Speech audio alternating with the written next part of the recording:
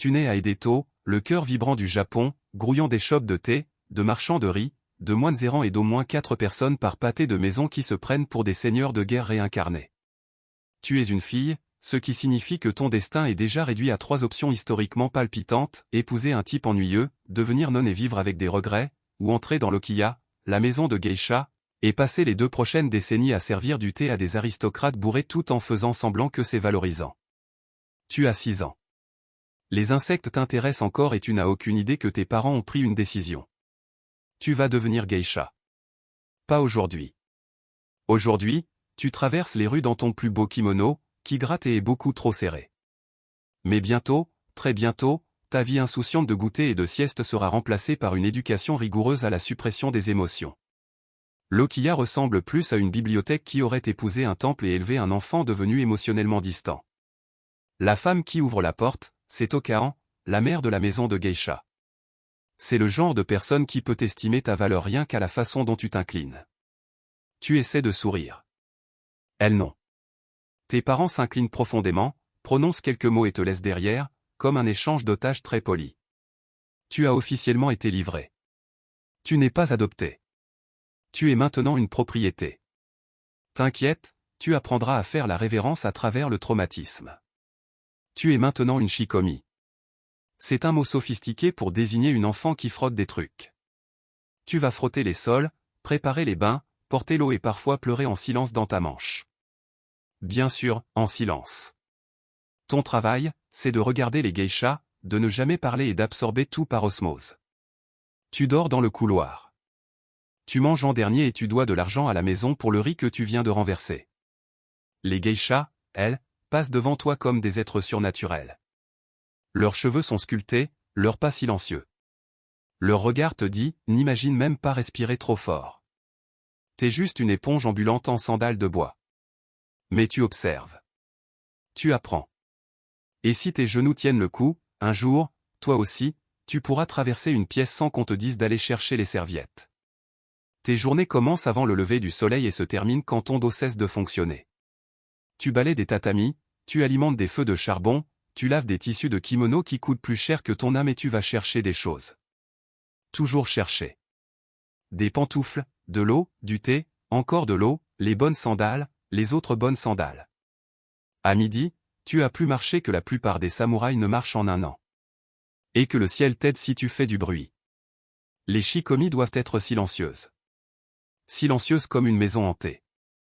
Ne parler que quand on te parle. Et quand on te parle, répondre vite, mais pas trop vite, sinon c'est un manque de respect. Aussi, ne pas regarder directement les geishas aînées, sauf si elles te regardent. Auquel cas, tu regardes maintenant trop. Honnêtement, cligner des yeux est un acte politique à ce stade. On ne t'enseigne rien formellement. Il n'y a pas de salle de classe. Toute ton éducation est observation, humiliation et répétition. Tu apprends à plier un hobby en regardant quelqu'un le faire à la vitesse de la lumière. Tu t'entraînes à t'incliner jusqu'à ce que ta colonne vertébrale dépose plainte. Tu essaies de ne pas pleurer pendant ton 15e service de thé raté.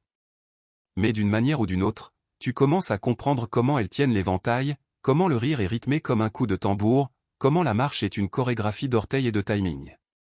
Tu réalises qu'être une geisha, ce n'est pas seulement être belle.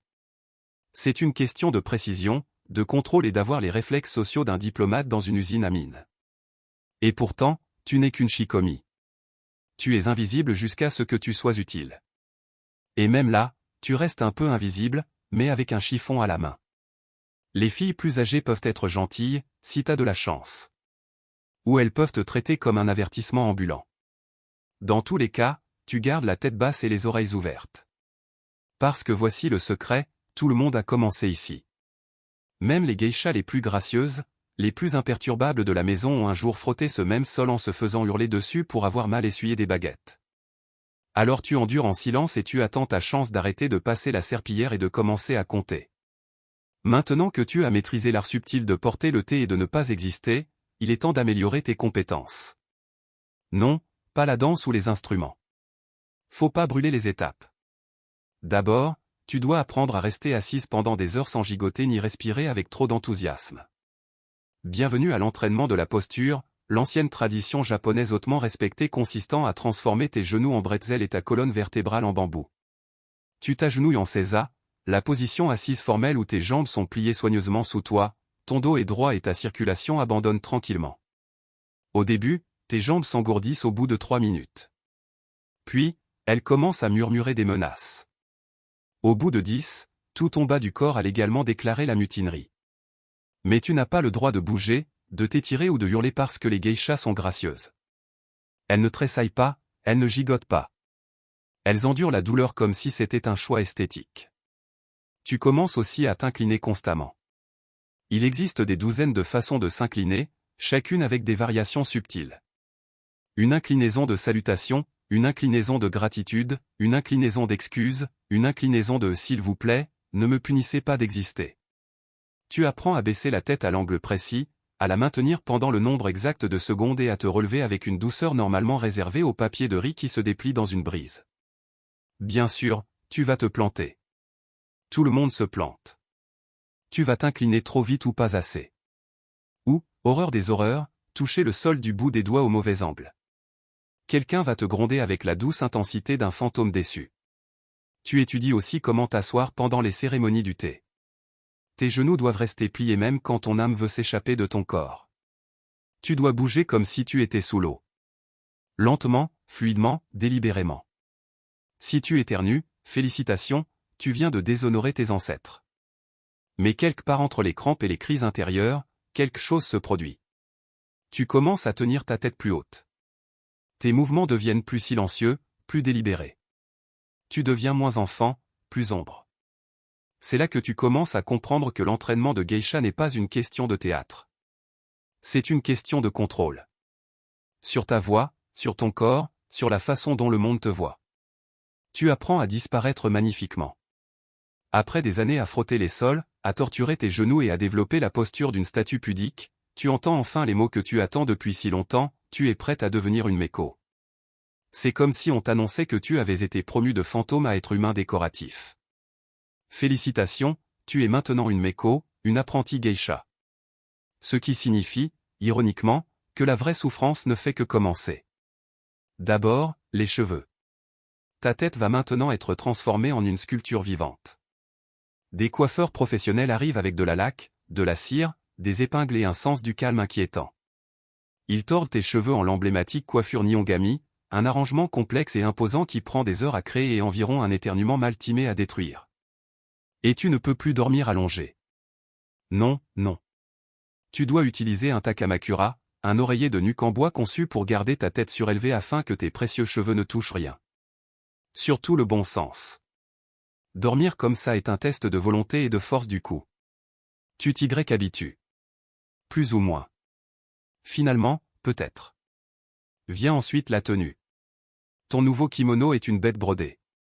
Il est magnifique, lourd et conçu par quelqu'un qui détestait clairement les épaules. Les manches sont assez longues pour balayer un petit jardin. La ceinture obi est nouée dans un nœud élaboré qui se trouve à mi-chemin de ton dos et pèse à peu près autant qu'un bambin. S'habiller chaque jour nécessite de l'aide, souvent de 2 ou 3 autres personnes qui ont mémorisé l'art ancien d'envelopper du tissu autour d'un corps humain jusqu'à ce qu'il soit à 75% kimono et à 25% regret. Ensuite, il y a les kanzashi, tes ornements de cheveux. Ils sont magnifiques, saisonniers et assez pointus pour être considérés comme des armes légères. Tu les portes comme une couronne, mais ils indiquent aussi ton rang et ton niveau de formation. Une seule épingle à cheveux mal placée et tout le monde dans la pièce sait que tu as commis un crime de mode passible de honte. En tant que Meko, ton travail consiste à regarder, à imiter et occasionnellement à servir du thé tout en étant habillé comme une fleur de cerisier sensible. Tu n'as pas le droit de parler trop librement, de rire trop fort ou, que le ciel t'en préserve, de poser des questions. Tu es de l'art, pas un commentaire. Mais malgré l'inconfort, le cuir chevelu douloureux et l'incapacité d'éternuer près des flammes, tu ressens autre chose. Tu n'es plus invisible. Les gens te remarquent. Et pas seulement parce que ta tenue est visible depuis l'orbite. Il n'y a pas de moment à achat unique où tu te réveilles et tu penses, oui, je suis maintenant une apprentie geisha digne de ce nom. C'est plutôt une lente promotion cérémonielle enveloppée de soie, d'encens et de stress de bas niveau. Mais le jour officiel où tu fais tes débuts en tant que Meko, c'est différent. Ce jour-là vient avec une cérémonie et une pression. pense à ça comme la version de l'époque d'Edo d'un bal des débutantes, sauf qu'au lieu de danser et de punch, il y a des agenouillements, de la sueur et au moins 2 heures complètes de coiffure avec de la cire chaude. Tu t'es entraîné pendant des années, tu t'es incliné plus qu'une statue religieuse et tu as mémorisé la façon compliquée de servir le thé sans avoir l'air de servir le thé. Maintenant, enfin, tu peux montrer ton visage, peint en blanc bien sûr, à l'élite de Kyoto. Et il te juge. Poliment, intensément, silencieusement, avec des éventails pliants. Tu portes ton kimono le plus élaboré, des couches de soie vibrantes qui coûtent plus cher que la maison de ta famille biologique. Il est si long qu'il traîne derrière toi comme un regret très cher. Ton obi est noué dans le style d'Harari, une longue ceinture traînante qui crie « Oui, je suis nouvelle ici, veuillez admirer ma souffrance ». Ton visage est entièrement peint maintenant. Poudre de riz blanche du front au cou. Accent rouge et noir sur tes yeux. Lèvres peintes dans un arc parfait, mais seulement la lèvre inférieure au début parce qu'apparemment, l'élégance des débutantes est une affaire de demi-lèvres. Tu marches dans les rues dans tes okobos, ces sandales à plateforme qui servent aussi d'instruments de torture médiévaux, tandis que tout le monde se tourne pour te regarder. Pas parce que tu es célèbre, mais parce que tu es une méco nouvellement créée et que c'est un spectacle rare. Aussi, tu marches très, très lentement. C'est la seule vitesse disponible. Vient ensuite ton misodashi, ta cérémonie de début formelle. Tu rencontres des clients pour la première fois, tu salues des mécènes et tu te produis pour des aînés qui se souviennent de l'époque où leur cou fonctionnait encore. Chaque pas, chaque sourire et chaque gorgée de thé est un test. Et l'échec n'est pas puni par des hurlements. Il est puni par la déception. Ce qui est pire. Mais d'une manière ou d'une autre, tu survives. Tu passes à travers le rituel, la performance, le défilé. Tu ne trébuches pas, tu ne renverses rien et tu n'offenses pas un dignitaire. En termes de geisha, c'est une victoire massive. Et juste comme ça, tu es officiellement une méco. Moitié enfant, moitié icône de porcelaine, performance à temps plein. Être une méco vient avec de nombreuses responsabilités. Servir du thé, danser, faire semblant de ne pas entendre les sous-entendus flippants. Mais aucune d'entre elles ne se compare à ton rituel quotidien le plus sacré, le visage. Ta routine de maquillage est maintenant une opération militaire à grande échelle. Première étape, enduire ton visage, ton cou et ta poitrine d'une épaisse couche de poudre de riz blanche. Ça sent la craie, ça ressemble à de la colle et ça se ferait un chemin jusqu'à ton âme. Ça sèche plus vite que ton envie de vivre et ça durcit comme du plâtre. Une fois que c'est posé, tu n'es plus humaine. Tu es une toile. Deuxième étape, les sourcils. Les tiens ont disparu, recouverts de poudre. De nouveaux sont dessinés au charbon. Fins, sombres et sérieux, comme s'ils avaient un secret. Troisième étape, les yeux. Tu traces tes paupières avec un mélange de pigments rouges et noirs. Soigneusement appliqué avec un pinceau si fin qu'il pourrait peindre sur des grains de riz.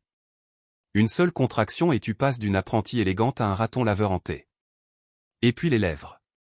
En tant que méco junior, tu n'es autorisé qu'à peindre la lèvre inférieure. Pourquoi? La tradition. Aussi, quelque chose de vague à propos de la modestie et de ne pas trop prendre la grosse tête. Tu l'as peint en rouge, soigneusement façonné comme un minuscule arc. C'est considéré comme beau. Ça donne aussi l'impression que manger est une installation artistique compliquée. Les erreurs ne sont pas tolérées. Tu as taché ta lèvre? Recommence. Eyeliner inégal? Inacceptable. L'eyeliner n'existe même pas encore. Tu utilises des minéraux en poudre mélangés à de la salive et du désespoir. Une fois que tu as terminé, tu te regardes dans le miroir et tu vois quelque chose d'accent grave la fois ancien et terrifiant. Une poupée. Une poupée blanche et brillante. Fragile. Belle. Avec la force du tronc d'une danseuse et l'apport calorique quotidien d'un écureuil. Mais voilà le truc. Sous le masque, tu apprends le pouvoir. Ce look attire l'attention. Il dit, je suis la tradition enveloppée de performance et je jugerai ta technique maladroite des baguettes. Le maquillage n'est pas pour la vanité. Il est pour l'armure. Il te sépare des femmes ordinaires. Il dit à tout le monde que tu es là pour performer, pas pour participer. Il dit aussi à tes pores qu'ils ne sont plus nécessaires. J'espère que tu n'étais pas trop attaché à respirer à travers ta peau. Tu ne portes pas ce visage pour toi. Tu le portes pour que les autres oublient que tu n'as que 15 ans et qu'ils commencent à te traiter comme de l'art. À première vue, on pourrait penser que les plus grands outils de la geisha sont sa beauté, son kimono ou peut-être l'épingle à cheveux en métal pointu qu'elle garde uniquement à des fins décoratives. Mais tu te tromperais. Ses vraies armes sont doubles, le chamisant et l'art japonais ancien de faire en sorte que les hommes maladroits se sentent intéressants. Tu apprends le chamisant, un instrument à 3 cordes qui ressemble à une spatule militarisée et qui sonne comme un banjo mélancolique. En jouer nécessite de la grâce, du rythme et des doigts qui ne se contractent pas comme des calmars salés. Tu t'entraînes pendant des heures chaque jour, produisant des sons qui commencent comme un chat en détresse et qui évoluent progressivement vers une ambiance respectable. Tes professeurs sont impitoyables. Une note ratée te vaut un soupir. 2 notes ratées te valent un haussement de sourcils. 3 notes ratées et tu es renvoyé pour accorder l'instrument jusqu'à ce qu'il sonne moins comme un accident de cuisine. Mais la musique n'est que la moitié de l'équation. L'autre moitié, c'est la conversation. Tu n'apprends pas seulement à parler. Tu apprends à parler autour des choses, à flatter sans mentir, à suggérer sans promettre, à maintenir un homme engagé dans un dialogue sans lui faire réaliser que tu es en train d'organiser mentalement la routine de danse de demain tout en hochant la tête poliment. Tu pratiques la subtilité comme si c'était un art martial. Si un client mentionne qu'il est riche, tu souris doucement et tu changes de sujet pour parler de la lune. S'il essaie de flirter trop audacieusement, tu complimentes son goût pour les sandales et tu proposes plus de saké. Tu es la reine de la déviation gracieuse. Et oh, la poésie que tu mémorises. Des centaines de poèmes sur les fleurs, les rivières et le chagrin d'amour. Tu peux citer Bachot en servant du thé et avoir encore assez de bandes passantes pour remarquer qui a trop bu. Tout en gardant ton dos droit et ta voix un ton plus haut que tes hurlements intérieurs. À présent, tu as réalisé qu'être une méco, ce n'est pas divertir, c'est gérer les émotions. Les tiennes, celles de tes clients, celles des salles. Tu lis les humeurs plus vite que tu ne lis les syllabes. Tu sais quand rire, quand faire une pause et quand faire semblant de ne pas avoir entendu quelque chose d'horrible. C'est ta nouvelle vie. Mi-musicienne, mi-thérapeute, entièrement performance. Et le plus effrayant, c'est que tu deviens vraiment doué pour ça. Ah oui, le dana. Le mot sonne élégant, vaguement mystérieux et juste assez poli pour cacher ce qu'il signifie réellement, un riche mécène qui soutient ta carrière avec des cordes d'obligations tissées si serrées qu'elles pourraient servir de nœud coulant. Tu entends parler du concept très tôt. Un dana, disent-ils, est un homme respecté qui apprécie les arts, finance ta formation et aide à couvrir les coûts extravagants des kimonos, des ornements de cheveux et de la survie générale. En retour, tu es censé lui tenir compagnie, faire et idéalement, ne pas s'enfuir en hurlant dans la nuit. Ce n'est pas romantique, ce n'est pas un roman de Jane Austen, c'est une transaction commerciale en robe de soie. Tu ne peux pas choisir ton dana. La maison choisit. L'occasion évalue la réputation, la richesse et les relations sociales comme un sommelier reniflant une insécurité vieillissante. Toi, pendant ce temps, on te dit de sourire et de faire semblant que l'homme en face de toi, qui a 40 ans de plus que toi et qui respire comme un bœuf fatigué, est fascinant. Maintenant, soyons clairs, tous les danas n'attendent pas certaines faveurs. Certains sont de véritables mécènes qui apprécient simplement la compagnie d'une femme intelligente et bien formée, capable de discuter de poésie et de politique sans pleurer ni interrompre les autres. D'autres, non. Les limites sont vagues, culturellement non dites et la pression est immense.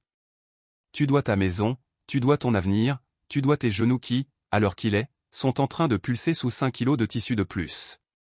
Et donc, tu apprends l'art de l'équilibre émotionnel. Tu restes légère, amicale, respectueuse. Tu deviens une experte dans l'art de faire sentir aux hommes qu'ils sont adorés tout en gardant ton âme bien scellée derrière un sourire. Si le travail émotionnel était imposable, tu ruinerais le shogunat. Parfois, ça marche. Un dana peut te sponsoriser pendant des années, te protégeant de la ruine financière et te fournissant juste assez de distance pour que les choses restent supportables. D'autres fois, tu développes la capacité permanente de te dissocier en temps réel tout en hochant la tête à une histoire de taxe sur le grain pour la 15e fois. Dans tous les cas, le système n'est pas basé sur l'amour, il est basé sur l'influence. Et la seule façon d'y survivre est d'apprendre à faire pencher la balance en ta faveur. Tout en portant 3 couches de brocart et en faisant semblant que la pièce n'est pas en feu. Un jour, quelqu'un te tend une paire de chaussures qui ressemblent à de petits bâtiments en bois et te dit « mais ça ». Elle s'appelle Okobo. Des sandales à plateforme imposante en bois massif qui n'ont aucune raison d'exister, conçues non pas pour le confort, mais pour la cérémonie, l'élégance et peut-être la vengeance. Ces sandales sont portées exclusivement par les mécos. Ce qui signifie que si tu les portes, on attend maintenant de toi que tu flottes, pas que tu marches, dans les rues de Kyoto sans vaciller, trébucher ou fondre en larmes. Les okobos te rendent plus grande, plus majestueuse, moins humaine. Tu ne marches plus comme une personne, tu glisses comme une procession de sanctuaire.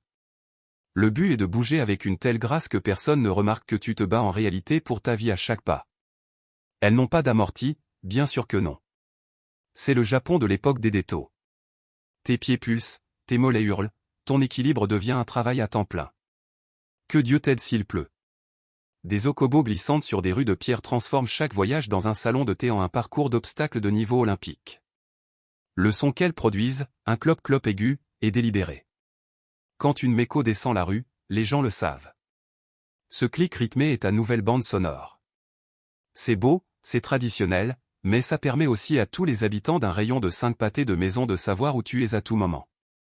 La subtilité, c'est surfait. Finalement, tes jambes s'adaptent. Plus ou moins. Tu développes des muscles dans tes chevilles dont tu ignorais l'existence. Tu apprends à tomber avec dignité. Tu perfectionnes l'art de prendre les virages lentement, gracieusement et avec juste ce qu'il faut de placement de pied théâtral. Et juste au moment où tu penses avoir maîtrisé la situation, quelqu'un ajoute une ceinture hobby de 6 kilos à ta taille et t'envoie à un dîner de clients avec 3 volets d'escalier. Porteur des okobos, c'est un rite de passage. C'est aussi un rappel public que tu es toujours une apprentie.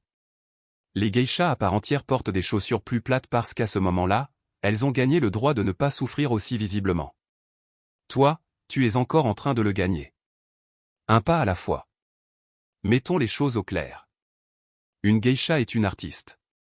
Tu te produis, tu danses, tu chantes, tu sers du saké avec élégance et une flirtation si subtile qu'elle pourrait passer pour la météo. Tu es une œuvre d'art ambulante dont le pouvoir réside dans la retenue. Tu en dis juste assez. Tu en révèles juste assez. Tu existes dans l'espace sacré entre l'admiration et la distance. Une courtisane, ou hareng, est une compagne de grande classe, formée à l'art du plaisir. Son travail implique aussi des couches de performance, mais avec une différence distincte, le sien se termine généralement dans une chambre à coucher. Le tien se termine par des applaudissements, une révérence et des pieds douloureux. La confusion visuelle n'aide pas. Les deux portent des kimonos élaborés. Les deux portent des coiffures ornées. Mais voici ton anti-sèche, si la ceinture hobby est nouée à l'avant, c'est une courtisane. Accès rapide. Si elle est nouée dans le dos, c'est une geisha. Sortie lente. De rien. Mais rien de tout ça n'a d'importance quand tu es dans une pièce remplie d'hommes qui ont regardé un mauvais film et qui pensent que geisha est un code pour invitation exotique. Alors tu développes une compétence, l'art de corriger poliment quelqu'un tout en lui donnant l'impression qu'il t'a appris quelque chose. C'est de l'aïkido linguistique. Tu dis des choses comme « Ah, c'est très gentil à vous d'être curieux ». Nos traditions sont très différentes de cela. Sourire. Boire une gorgée. Recentrer. Répéter. Tu donneras cette même explication une centaine de fois dans ta carrière. Ça ne cessera jamais d'être nécessaire. Mais chaque fois que tu le fais avec grâce, tu réaffirmes la limite, une phrase fluide à la fois. Parce qu'être une geisha, c'est ne jamais perdre son sang-froid, même quand quelqu'un te prend pour quelque chose que tu n'es pas. Encore une fois, en tant que méko et éventuellement en tant que geisha, on attend de toi que tu maîtrises la musique, la danse, l'étiquette et la compétence délicate de paraître ravi tout en écoutant un homme parler des tarifs douaniers sur le riz pendant 2 heures. Mais ta compétence la plus utile et la moins enseignée est de dire non sans jamais utiliser le mot non. Vois-tu, tu ne peux pas rejeter quelqu'un directement. Ce serait impoli. Et pire, sans grâce. Personne ne paie une geisha pour être direct. Ta valeur réside dans la subtilité, dans la suggestion, dans la capacité de t'éloigner d'une proposition comme un papillon en sandales de bois. Disons qu'un client devient audacieux. Peut-être qu'il se penche un peu trop près, qu'il complimente tes yeux un peu trop souvent ou qu'il lâche le classique « peut-être pourrions-nous nous rencontrer dans un endroit plus privé ». Tu ne le gifles pas. Tu ne cries pas. C'est le niveau amateur. Au lieu de cela, tu souris, tu inclines ta tête et tu dis quelque chose comme « Ah, vous devez être très populaire auprès des femmes ». Cette phrase n'a absolument aucune substance, mais elle le flatte, recentre la conversation et te donne 10 secondes pour remplir sa tasse et faire semblant que rien ne s'est passé. Autre classique, oh, quel dommage, je suis terriblement occupé ce jour-là. Ça marche même quand il n'a pas spécifié de jour. Tu es toujours terriblement occupé parce que l'emploi du temps d'une geisha est un mystère enveloppé de soi et de déni plausible. Ou alors, tu utilises le bon vieux rire. Juste un petit rire doux et amusé suivi d'un doux hochement de tête et d'un changement de sujet. C'est une danse. Une danse où tu mènes et ils ne s'en rendent jamais vraiment compte. Au fil du temps, tu deviens bilingue en langue de la déviation. Tu peux rejeter quelqu'un 3 fois de suite tout en lui donnant l'impression qu'il est l'invité d'honneur. C'est épuisant, oui. Mais c'est une forme d'art. Une forme d'art transmise de femme à femme comme un grimoire secret écrit en mouvement d'éventail et en grâce passive-agressive. Parce que voici la vérité. Le travail d'une geisha n'est pas de satisfaire le désir, c'est de le gérer. De le canaliser. De faire en sorte que la pièce semble magique tout en gardant les 2 mains sur le volant. Et si tout le reste échoue, souris, incline-toi et dis, quelle pensée intéressante. Ça fait généralement l'affaire. L'okiya a peut-être l'air serein, avec des murs en papier, un éclairage doux, le doux grattement du chemisan flottant dans l'air. Mais ne te fais pas avoir. C'est un champ de bataille. Pas un champ de bataille avec des épées ou des cris. Les guerres de geisha sont plus silencieuses, plus acérées. Comme se faire assassiner lentement avec des compliments. Chaque maison de geisha est un écosystème soigneusement géré et, à l'intérieur, vit une jungle secrète de hiérarchie, de rivalité et de petites vengeances servies dans de la soie. Tu es entouré de femmes qui sont intelligentes, compétitives et entraînées à sourire à travers une guerre ouverte. Quelqu'un a emprunté ton hobby sans demander? Oh, quelle délicatesse! Une autre Meko est arrivée au dîner avec la même épingle à cheveux saisonnière? Quelle coïncidence! Ton solo de chamisan a soudainement été réattribué à quelqu'un d'autre à la dernière minute? Juste un malentendu. Le genre qui profite toujours à la fille la plus populaire. Tu apprends vite que tous les sourires ne sont pas gentils, que tous les compliments ne sont pas réels et que tu ne dois jamais, jamais laisser tes cosmétiques sans surveillance. Il y a un code, bien sûr.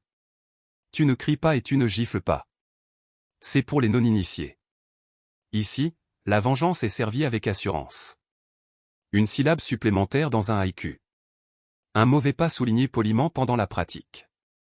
Un murmure subtil à un client disant que peut-être, juste peut-être, tu as entendu quelque chose d'intéressant sur le comportement de cet autre Meko lors de la dernière cérémonie du thé. Les rumeurs dans l'okiya se répandent plus vite que le feu sur une lanterne en papier. Tu essaies de rester au-dessus de ça, bien sûr. Mais finalement, tu te feras entraîner. Peut-être que tu es la nouvelle préférée. Peut-être que ta danse était trop bonne. Peut-être que quelqu'un est juste de mauvaise humeur.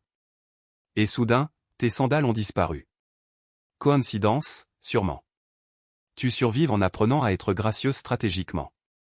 Tu maîtrises l'art de complimenter quelqu'un tout en insinuant le contraire. Ton nouveau kimono est si audacieux. Je ne pourrais jamais porter quelque chose d'aussi osé. Finalement, tu t'élèveras au-dessus de ça. Littéralement. En tant que geisha à part entière, tu dépasseras les apprentis en rang et tu auras ta propre chambre, tes propres clients et moins de déversements accidentels sur ta tenue. Mais d'ici là, bienvenue aux guerres d'éventail. Elles sont silencieuses, elles sont impitoyables et elles sont menées avec grâce, timing et un haussement de sourcils occasionnel et bien placé. Tu n'as pas besoin d'une armure ici. Tu as besoin d'un miroir, d'une mémoire et de la capacité de dire merci comme si c'était un avertissement. Après des années à t'agenouiller, à t'incliner, à sourire et à résister à l'envie de hurler dans ton hobby, le jour arrive. Tu n'es plus une Meko. Tu es maintenant une geisha. La transformation est subtile. Pas de défilé spectaculaire. Pas de feu d'artifice de félicitations. Tu te réveilles simplement un jour et au lieu d'être la fille en formation, tu es la norme vers laquelle tout le monde s'entraîne. Et bizarrement, tes genoux te font toujours mal. Ta garde-robe change. Disparu les kimonos Meko aux couleurs vives et aux manches hautes qui te faisaient ressembler à un arrangement floral ambulant. Ton nouveau look est plus sobre, plus élégant. Comme si tu avais enfin gagné le droit de t'habiller comme quelqu'un qui a des opinions. Tes cheveux, grâce aux dieux, ne sont plus une sculpture hebdomadaire faite de cire et de volonté. Tu portes maintenant une perruque. Oui, une perruque. Elle est plus lourde que ta tête et il faut toujours la moitié d'un salon et un miracle pour la coiffer. Mais au moins, tu peux dormir comme un être humain normal. C'est-à-dire mal et sur un futon. Mais le plus grand changement, tu te produis maintenant seul. Tu ne suis plus, tu mènes. On attend de toi que tu reçoives, Que tu divertisses et que tu charmes sans assistance. Tes solos de chamisant sont plus longs. Tes conversations sont plus spirituelles. Tu dois être calme, posé et surtout, avoir le contrôle. Les clients ne te voient plus comme mignonne, ils te voient comme puissante. Pas à la manière d'une personne qui manie une épée et brûle un château, mais à la manière dont un simple haussement de sourcils peut faire dérailler toute une conversation. Tu as maîtrisé la subtilité. Tu as militarisé la grâce. Les gens écoutent quand tu parles. Ou plutôt, quand tu choisis de parler. Parce que les geishas connaissent le véritable art du pouvoir. Le silence. Utilisé avec parcimonie. Et avec ce nouveau statut viennent de nouveaux fardeaux. Tu dois encadrer les jeunes mécos. Tu dois sourire à des clients à qui tu as déjà souri 1000 fois. Tu dois porter le poids de l'héritage, de l'attente, de milliers d'années de performances culturelles. Mais au fond, quelque chose est différent maintenant. Tu ne fais plus semblant. Tu es devenu la personne que l'Okiya a sculptée en toi. Pas seulement une femme en kimono, mais un symbole vivant de raffinement, de mystère et de travail émotionnel parfaitement calculé. Tu n'es plus en formation. Tu es la tradition. Alors, tu as survécu. Tu as dansé, tu as servi du thé, tu as souri à travers des siècles de tradition et tu as évité de trébucher dans tes okobos assez longtemps pour atteindre le chapitre non dit de chaque histoire de geisha, et maintenant? Parce que voici le secret que personne ne te dit, les geishas ne prennent pas vraiment leur retraite. Pas au sens traditionnel du terme. Il n'y a pas de cérémonie où quelqu'un te tend un éventail en or et un mot de remerciement. Tu n'as pas de pension. Tu t'effaces simplement progressivement des projecteurs comme une bougie brûlée jusqu'au bout. Certaines geishas se transforment en professeurs. Tu deviens celle qui corrige l'angle de l'inclinaison de quelqu'un d'un simple regard. Tu démontres le chamisant pour la 100e fois, sachant pertinemment que la méco devant toi pense à son déjeuner. Tu es devenu l'héritage, la preuve vivante que la grâce vieillit bien et survit à la mode. D'autres deviennent mères de maison. L'Okazan. Oui, elle. La femme qui jugeait autrefois ton inclinaison comme si c'était une infraction pénale et maintenant, c'est toi qui te tiens près de la porte coulissante en inspectant la nouvelle shikomi avec l'expression de quelqu'un qui se demande si la marmite de riz est en train de brûler. Tu diriges la maison, tu établis les règles et tu décides qui s'élève et qui nettoie à nouveau l'entrée jusqu'à ce qu'il apprenne à marcher sans faire le bruit d'une ruée. Certaines geishas se marient discrètement, stratégiquement. Peut-être même à un ancien dana qui respire encore et qui a la politesse de ne pas demander combien tout cela coûte. Tu échanges une forme de performance contre une autre. L'art de sourire à travers la vie domestique. Mais de nombreuses geishas continuent simplement. Plus lentement, plus silencieusement, mais toujours aiguisées. Tu organises des rassemblements plus intimes. Tu deviens moins une question de performance et plus une question de présence. Tu dis moins, mais ça veut dire plus. Ton hochement de tête peut changer le ton d'une pièce. Ton absence devient perceptible. Il n'y a pas de grande sortie. Pas de rappel final. Tu te déplaces juste dans l'ombre. Toujours enveloppé de soi. Toujours en mouvement comme un poème avec des chevilles. Et même lorsque tes apparitions publiques se font rares, ton nom reste transmis par les jeunes geishas qui pratiquent encore les gestes que tu as perfectionnés il y a longtemps. À présent, tes genoux ont la forme permanente des tapis tatami. Ton dos se redresse instinctivement. Ta voix, toujours mélodique, a du poids. Pas parce qu'elle est forte, mais parce qu'elle a rarement besoin de l'être. Tu n'es plus seulement une geisha. Tu es la mémoire rendue visible. Tu ne trouveras pas ton nom gravé dans la pierre ou imprimé dans des manuels scolaires. Tu ne seras pas tendance. Il n'y aura pas de clip viral de toi servant du thé avec une élégance chirurgicale ou récitant de la poésie waka entre des accords de chamisant. Mais ton héritage n'est pas du genre qui a besoin de volume. Il vit dans la prochaine fille qui s'agenouille trop longtemps sur des jambes douloureuses, essayant de ne pas tacher sa peinture à lèvres alors qu'elle perfectionne un demi-sourire qui cache l'épuisement et rayonne de charme. Il vit dans la façon dont l'éventail s'ouvre. Net. Précis. Et silencieux. Un geste plus ancien que la plupart des empires. Il vit dans les espaces calmes entre les mots lors d'une fête où ta présence change encore l'atmosphère même si personne ne se souvient de ta date de début ou du nom du client qui a acheté ton premier peigne saisonnier. Ton travail n'a jamais été d'être bruyante.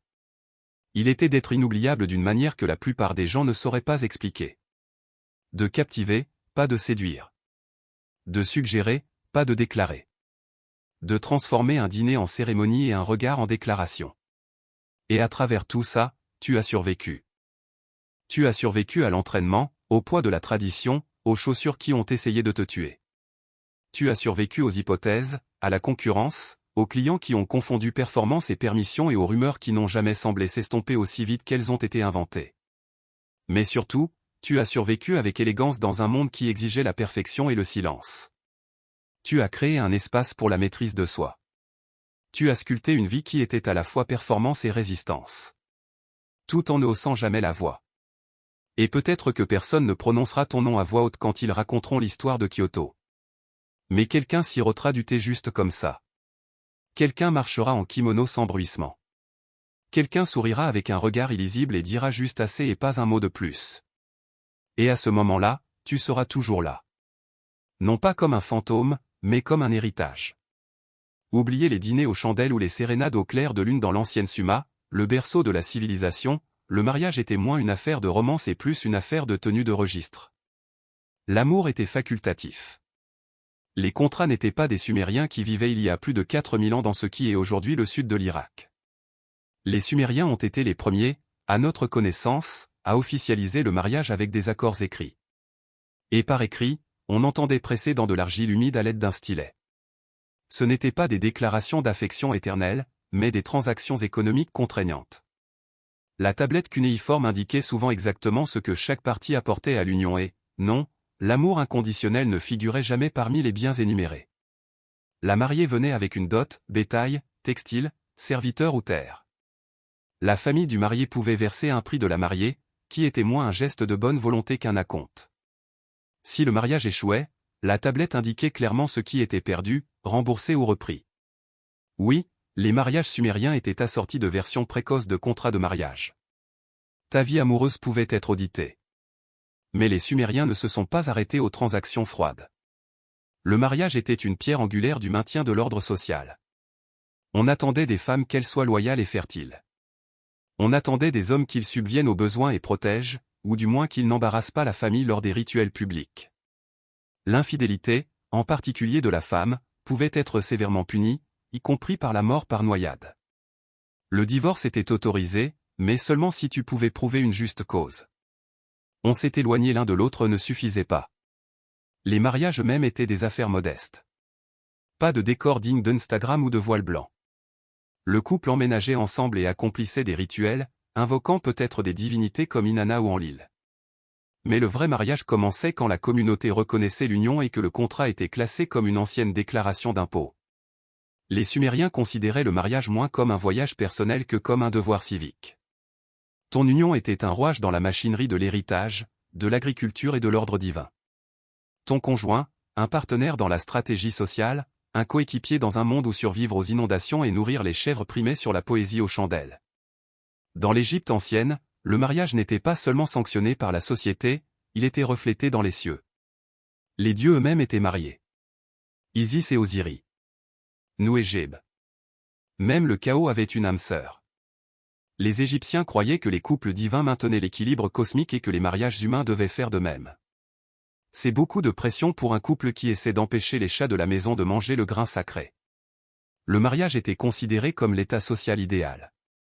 On attendait d'un homme qu'il se marie jeune, idéalement avant qu'il ne puisse faire trop de dégâts en tant que célibataire. Les femmes se mariaient au début de l'adolescence et, bien que l'amour n'ait pas été l'objectif principal, la camaraderie et l'affection étaient valorisées. La poésie amoureuse égyptienne était étonnamment tendre. Un poème dit « Mon cœur palpite précipitamment quand je pense à toi ». Un autre dit « Elle a volé mon cœur avec ses cheveux ». Pas exactement des bio-Tinder, mais c'est quelque chose. Des documents juridiques étaient souvent impliqués, en particulier parmi la classe supérieure. Comme les Sumériens, les Égyptiens utilisaient des contrats avec des stipulations claires sur les biens, les dots et les conditions de divorce. Mais contrairement à Sumer, les femmes égyptiennes avaient des droits juridiques notables. Elles pouvaient posséder des biens, intenter un divorce et poursuivre leur mari pour négligence. Reine ou pas, une Égyptienne pouvait traîner son mari devant les tribunaux s'il ne fournissait pas de pain, de bière ou, surtout, de l'huile. Le mariage incestueux était une autre curiosité, en particulier chez les membres de la famille royale. Les pharaons épousaient régulièrement leurs sœurs et non, ce n'était pas à cause d'un bassin de rencontres limité. La raison était d'imiter les dieux. Tout comme Isis a épousé son frère Osiris, on croyait qu'une union royale entre frères et sœurs préservait les lignées divines. Tu vois, les gènes sacrés, avec un côté de risque génétique. Les cérémonies de mariage elles-mêmes n'étaient pas élaborées. Il n'y avait pas de bénédiction sacerdotale ou de spectacle public. Un couple était considéré comme marié une fois qu'il emménageait ensemble et cohabitait. C'est tout. Pas de colombe, pas de gâteau et certainement pas de lancer de bouquet. Les dieux n'avaient pas besoin de fanfares pour approuver. Les enfants étaient l'objectif central du mariage. Pas l'amour. Pas le partenariat. Pas l'épanouissement personnel. Juste des héritiers. Plus il y en avait, mieux c'était. Si ta femme ne pouvait pas concevoir, tu pouvais prendre une concubine ou épouser une deuxième femme. L'amour était facultatif. La lignée était essentielle. Dans la plupart des cultures anciennes, le mariage était une affaire de famille. À Sparte, c'était une opération militaire. Si le mariage sumérien était une transaction commerciale et le mariage égyptien une imitation divine, alors le mariage spartiate était une tactique de survie enveloppée de propagande d'État et d'abdominaux en béton. Voici comment ça fonctionnait. Les garçons spartiates étaient retirés à leur famille à l'âge de 7 ans et jetés dans la Gaugaie, le système d'entraînement brutal conçu pour produire des guerriers d'élite capables de tuer avec une cuillère et de manger des racines crues sans broncher. Les filles, pendant ce temps, étaient également entraînées au catch, au lancer de javelot et aux répliques sarcastiques. L'idée n'était pas seulement la force pour la force, mais de produire une progéniture saine. Un enfant faible était un fardeau. Un enfant fort était un futur spartiate. Donc, le mariage n'était pas une question de chandelle ou de rencontrer l'âme sœur. C'était de la reproduction mandatée par l'État. L'État programmait même l'âge idéal du mariage autour de 30 ans pour les hommes, au début de l'adolescence pour les femmes. Romantique? Non. La cérémonie de mariage était aussi étrange qu'on pouvait s'y attendre de la part de personnes qui pensaient que les barres de fer faisaient une bonne monnaie. Voici comment ça se passait. On rasait la tête de la mariée et on l'habillait d'un manteau et de sandales d'homme. Ensuite, on la laissait seule dans une pièce sombre. Le marié s'introduisait en douce la nuit, consommait le mariage et se faufilait ensuite avant le lever du soleil, retournant à sa caserne réservée aux hommes. Oui, même après le mariage, les hommes spartiates ne vivaient pas avec leurs femmes. La relation était basée sur le secret et les visites rapides, comme un Tinder antique avec un couvre-feu. Pourquoi toute cette histoire de cap et d'épée? L'idée était de maintenir le désir vivant. Trop de familiarité pouvait rendre les hommes mous et la mollesse n'avait pas sa place à Sparte. Le mystère maintenait l'étincelle allumée. Du moins, c'est ce que disait la logique. Bien que les thérapeutes modernes puissent avoir des questions. Malgré les rituels étranges, les femmes spartiates avaient plus de pouvoir que la plupart de leurs homologues anciennes. Elles pouvaient posséder des terres, diriger des domaines et insulter les hommes en public sans être exécutées. Les poèmes d'amour n'étaient pas populaires, mais l'esprit l'était. Les femmes spartiates étaient réputées pour leur langue acérée. L'une d'elles a dit à son mari, « Reviens avec ton bouclier au-dessus. » C'est essentiellement la version grecque ancienne de « Ne m'embarrasse pas ». Dans l'Inde ancienne, le mariage était plus qu'une union personnelle, c'était un devoir sacré, un voyage spirituel régi par le dharma, la loi cosmique enracinée dans la tradition védique. Le mariage était considéré comme l'un des principaux rites de passage, le samskara nécessaire pour remplir ses responsabilités envers sa famille, ses ancêtres et la société. On ne s'engageait pas à la légère dans le mariage. Ce n'était pas simplement un contrat entre deux individus, mais un lien entre deux familles, deux lignées et parfois deux villages entiers. Il était destiné à maintenir le varna dharma, l'ordre social et moral, assurant la stabilité grâce à l'alignement des castes, la bienséance rituelle et les obligations mutuelles. Les mariages arrangés étaient la norme et les horoscopes jouaient un rôle central dans l'appariement des partenaires. Les astrologues examinaient l'alignement des étoiles et des planètes pour déterminer la compatibilité. L'idée était que l'harmonie cosmique mènerait à la paix terrestre. Un bon appariement était censé apporter la prospérité non seulement au couple, mais à toute la maisonnée. La cérémonie de mariage était un rituel symbolique complexe centré sur Agni, le feu sacré. Le couple marchait 7 pas, le saptapadi, autour du feu, prononçant des vœux à chaque étape pour se nourrir mutuellement, pour croître en force, pour partager la richesse, pour être juste, pour élever des enfants forts, pour profiter des saisons de la vie ensemble et pour rester des compagnons de toute une vie. Avec ces pas, les deux étaient considérés comme spirituellement unis. La femme, connue sous le nom de Sridharma Patni, était censée être à la fois une partenaire et un guide moral. Elle gérait la maison, accomplissait des devoirs religieux et était essentielle à la préservation de la pureté rituelle de la famille. Son rôle, bien que domestique, était considéré comme spirituellement vital. On attendait du mari qu'il protège, subvienne aux besoins et maintienne le dharma par sa propre conduite.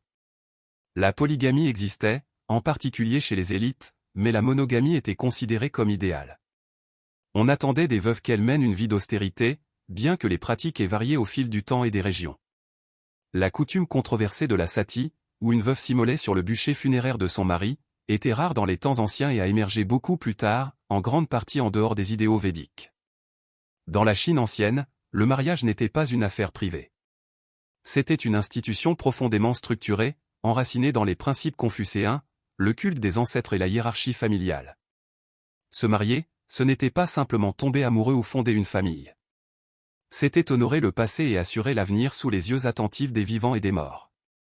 Le but premier du mariage était la continuité de la lignée familiale. La piété filiale, Xiao, exigeait qu'un fils se marie et produise des héritiers mâles pour maintenir les droits ancestraux.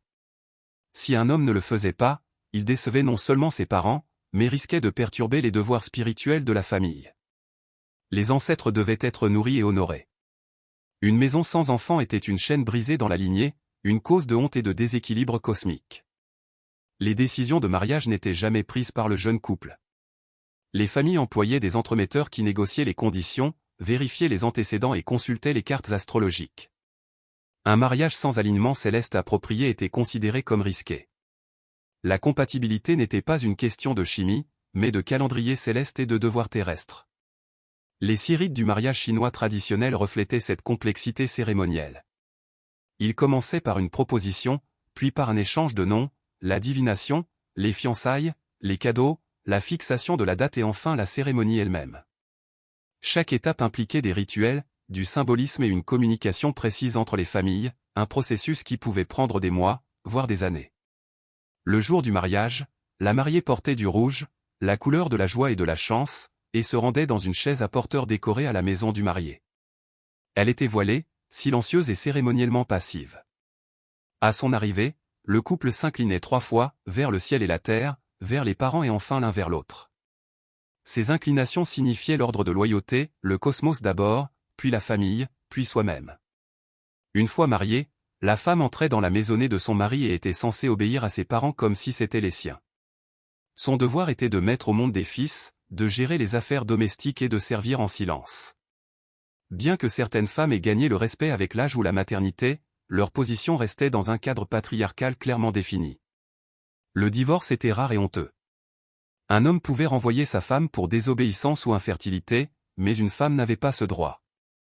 Le lien du mariage, bien que vénéré, était déséquilibré en termes de pouvoir. Dans le Japon ancien, le mariage n'était pas façonné par une loi centralisée ou une doctrine religieuse, mais par des siècles de coutumes en évolution, de traditions régionales et une profonde vénération pour la nature et les ancêtres. Enraciné dans les croyances shintoïstes, la spiritualité indigène du Japon, le mariage était moins une question de contrat formel et plus une question de pureté, d'harmonie et de cohésion sociale. Le shintoïsme enseigne que des kami, esprits divins, habitent toutes choses, les rivières, les arbres, les montagnes et même les personnes. Un mariage harmonieux était donc considéré comme un alignement avec l'ordre naturel. La pureté et la propreté rituelle étaient essentielles dans chaque rite de passage majeur et le mariage ne faisait pas exception. Au début, les mariages étaient arrangés par les familles, pas par les partenaires romantiques. Les objectifs étaient pratiques, construction d'alliances, consolidation des terres et continuité de la lignée familiale, en particulier dans les familles d'élite. Cependant, comparé aux cultures voisines, le Japon accordait aux femmes un statut relativement plus élevé dans les temps anciens. Les femmes pouvaient hériter de biens, gérer des domaines et exercer une influence au sein de la maisonnée. Le mariage typique suivait un processus connu sous le nom de mukwari, ou entrée du marié dans la maison de la mariée. Dans cette coutume, le marié emménageait dans la maison de la famille de la mariée, un renversement des traditions patrilocales plus courantes ailleurs en Asie. Cela reflétait l'importance de la continuité maternelle dans certaines régions, en particulier chez les familles puissantes. Au fil du temps, cependant, cela a cédé la place au yumeri, où la mariée rejoignait la maisonnée du marié, un changement qui s'alignait sur les normes patriarcales croissantes. Les rituels de mariage shintoïste se concentraient sur la purification et la vénération. Le couple participait à une cérémonie sans sankudo, buvant du saké en 3 gorgées dans 3 tasses. Chaque gorgée représentait un lien entre les individus, entre leurs familles et entre leurs esprits. Il n'y avait pas de vœu au sens occidental, mais le symbolisme parlait d'unité et de respect mutuel. Contrairement au système juridique rigide des autres cultures, les coutumes de mariage japonaises primitives étaient flexibles. La polygamie était pratiquée chez les élites, mais pas institutionnalisée. Le divorce, bien que mal vu, était possible, en particulier en cas d'infertilité ou d'incompatibilité. Cependant, l'harmonie publique et l'honneur familial étaient toujours prioritaires. L'acte de se séparer devait être géré avec discrétion. Dans la Rome antique, le mariage n'était pas simplement un jalon personnel. C'était une institution civique imbriquée dans la loi, la classe et le devoir public. Les Romains traitaient le mariage comme un reflet de l'ordre social où les alliances étaient forgées, les biens étaient transférés et la lignée était préservée sous l'œil attentif de l'État et du pater familia, le chef de famille mâle. Le mariage à Rome était classé en différentes formes juridiques.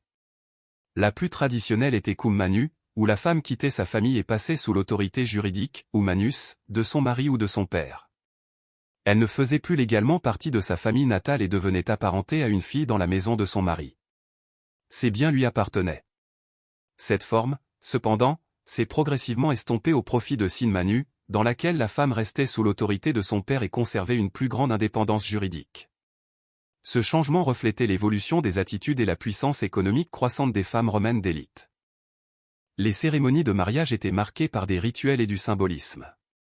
La mariée portait un voile couleur de flamme appelé le flammeum et ses cheveux étaient séparés en 6 mèches avec une lance, un clin d'œil à la tradition et aux racines martiales de la culture romaine.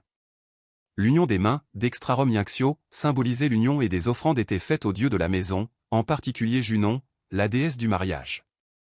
Une procession formelle conduisait la mariée vers sa nouvelle maison où elle était accueillie avec du feu et de l'eau, emblème de pureté et de vie. Pour les élites romaines, le mariage était un outil politique.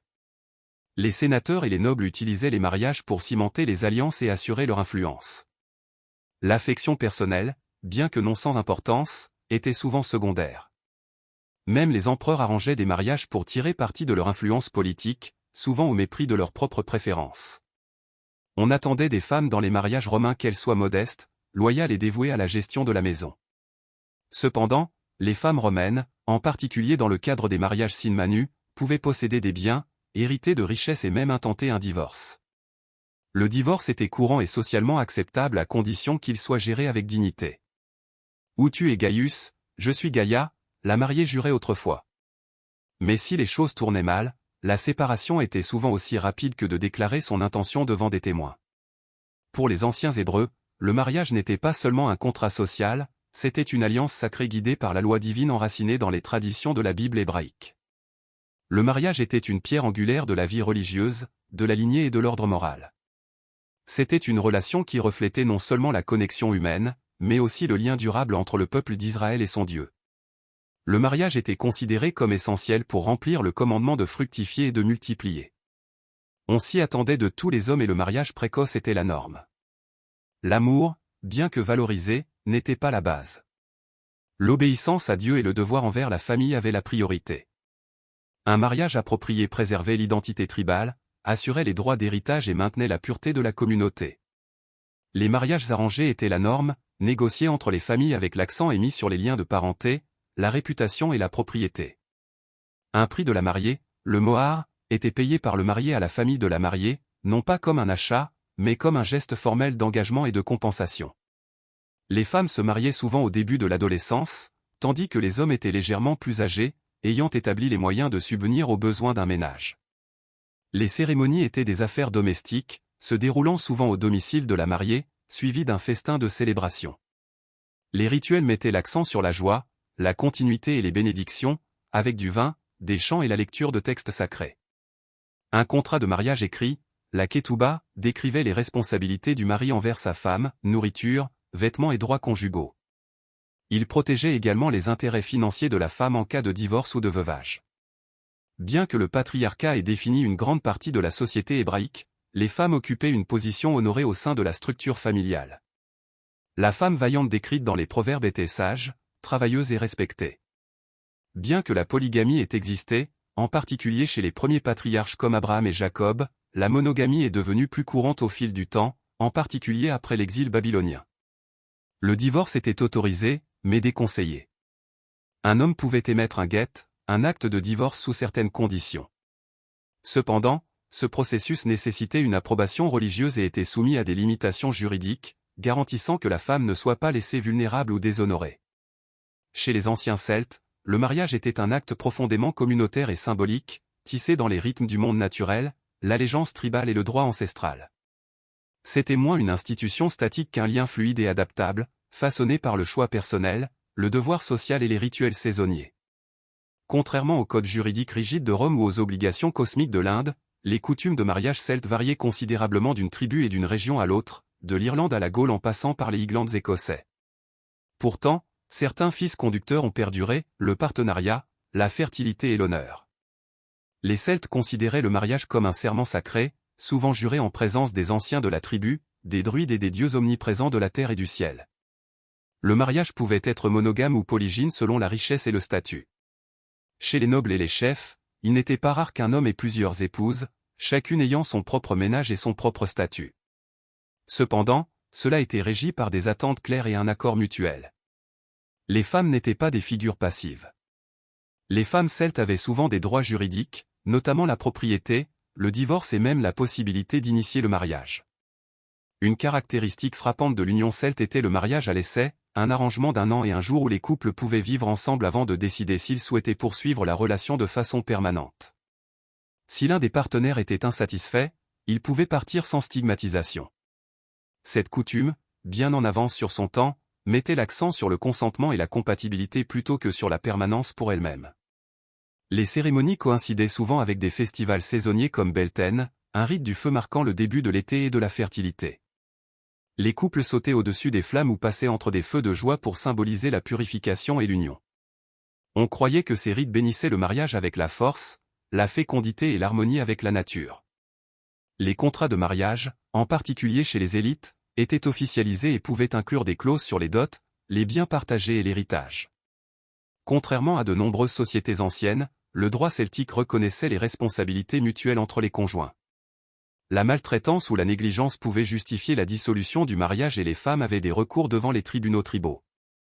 La dimension spirituelle du mariage celte était omniprésente. Les vœux n'étaient pas seulement personnels, ils étaient liés à la terre, à la tribu et aux dieux. L'union du couple était un fil dans la tapisserie plus large de la terre et de la lignée, et leur fidélité était une promesse non seulement l'un envers l'autre, mais envers l'équilibre sacré qui maintenait le monde ensemble. Les origines du château de Malbork ne se trouvent pas dans les forêts brumeuses de Pologne, mais dans la chaleur brûlante de la Terre Sainte à la fin du XIIe siècle. L'ordre teutonique est né au milieu du chaos de la Troisième Croisade.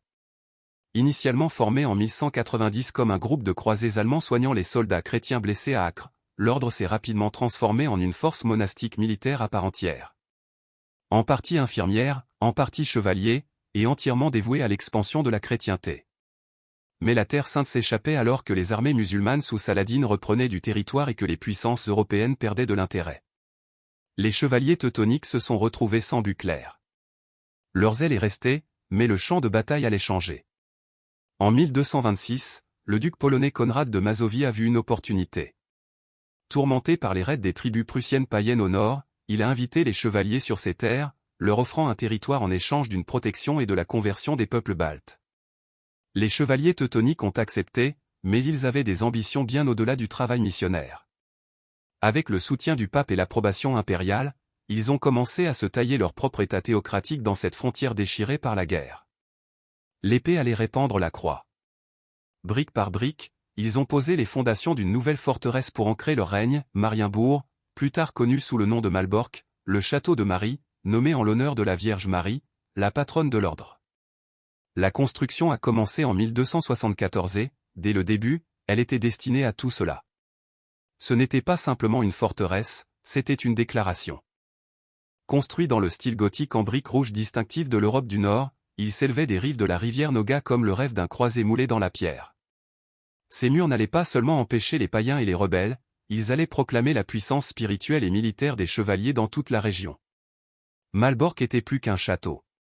C'était une base d'opération, un monastère, un centre administratif et un cœur symbolique d'un empire religieux en pleine ascension. Les moines guerriers n'étaient plus des invités étrangers, ils étaient maintenant des dirigeants et ce château, encore à ses débuts, allait un jour devenir la plus grande forteresse du monde en superficie et un bastion de la puissance médiévale qui perdure encore aujourd'hui. À la fin du XIIIe siècle, le château de Malbork n'était plus seulement un point d'appui stratégique, il évoluait vers une expression monumentale du pouvoir, de la foi et de l'ambition architecturale. S'élevant des plaines plates du delta de la Vistule, il se dressait défiant et incontestable, une forteresse construite non pas en pierre, mais en briques, le matériau audacieux du Nord. À une époque où la plupart des châteaux s'accrochaient au calcaire et au granit, les murs gothiques rouges de Malbork rayonnaient à la fois l'innovation et l'intimidation. Les chevaliers teutoniques ne voulaient pas simplement une forteresse, ils voulaient une forteresse sacrée où la guerre et le culte pouvaient coexister côte à côte. Le plan reflétait cette dualité. Le complexe était construit en 3 sections, le château haut, le château moyen et le château bas, chacun muré et fortifié, chacun servant des objectifs distincts. Le château haut, le cœur spirituel, abritait la chapelle, la salle capitulaire et les quartiers des moines. C'est là que les chevaliers vivaient, priaient et planifiaient. L'architecture était conçue avec un symbolisme religieux à l'esprit. Des fenêtres étroites laissaient entrer une lumière filtrée, projetant de longues ombres sur les sols en pierre froide. Les plafonds voûtés s'élevaient comme des arches de cathédrale. Les éléments défensifs servaient également de métaphores spirituelles. La hauteur signifiait la proximité de Dieu, l'obscurité et la lumière symbolisaient la vérité divine contre le chaos extérieur. Malbork n'était pas seulement destiné à supporter un siège, il était destiné à inspirer la crainte. L'église de la Sainte Vierge, nichée dans le château haut, présentait des vitraux, des carreaux complexes et une statue de la Vierge Marie qui dominait les murs extérieurs. Chaque tourelle, chaque passage et chaque tour était disposé avec intention. Rien n'était gaspillé, rien n'était laissé au hasard. Même les latrines se vidaient intelligemment dans la rivière Noga, un rappel que les chevaliers apportaient l'ordre et la propreté à une terre qu'ils considéraient comme sauvage et non convertie. Au début du XVe siècle, Malbork a continué à s'étendre. Des artisans, des ouvriers et des tailleurs de pierre travaillaient toute l'année. Les paysans locaux étaient souvent enrôlés pour fournir de la nourriture, du bois et de la main-d'œuvre. Pendant ce temps, la forteresse est devenue le noyau administratif et spirituel de l'État en pleine croissance de l'ordre teutonique. Plus qu'un simple château, Malbork était une déclaration, un sermon en briques et en mortier déclarant que l'ordre était là pour rester, à la fois en tant que guerrier et en tant que moine. C'était la foi vêtue d'une armure, un monastère enveloppé de remparts et il n'avait fait que commencer à grandir.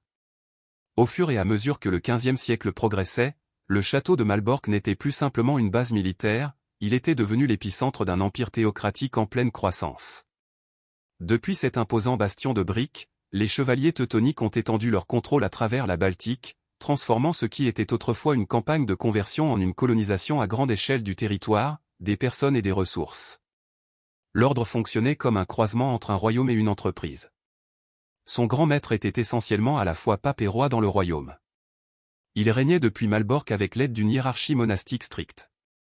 En dessous de lui se trouvaient des chevaliers, des prêtres et des frères laïcs, tous liés par des vœux de pauvreté, de chasteté et d'obéissance.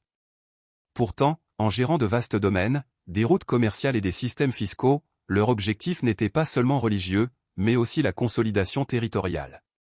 Les forêts étaient défrichées. Les villes étaient construites. Le paganisme était poussé dans la clandestinité ou détruit. Malbork était à la fois le cœur symbolique et logistique de cet effort. Ici, la salle capitulaire s'est réunie pour délibérer sur les politiques, élire de nouveaux grands maîtres et décider des questions de guerre et de diplomatie.